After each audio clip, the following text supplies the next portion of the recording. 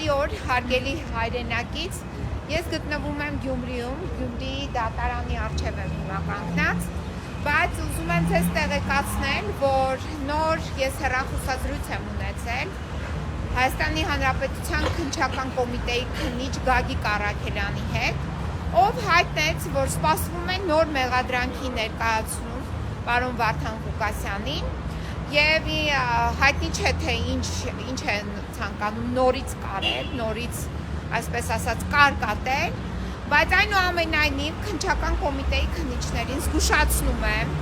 որ իմ վստահ հորթի հետ ցանկացած գործողություն, եթե դուք մուտք գործեք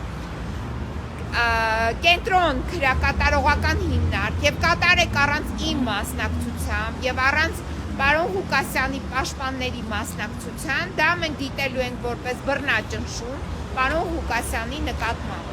Քանի որ դուք տեղեկացված եք, որ ես այս պահին և մյուս փաստաբանը նույնպես, այսինքն պարոն Ղուկասյանի կողմից ընտրված պաշտպանները գտնվում են այստեղ Գյումրիում և պետք է մասնակցեն դատական նիստին։ Հետևաբար մեր բացակայությունը հարգելի է։ Հետևաբար ձեր ցանկացած գործողություն, որը դուք նախատեսում եք կատարել, մենք դա դիտարկելու ենք որպես բռնաճնշում և պաշտպանական իրավունքի խախտում։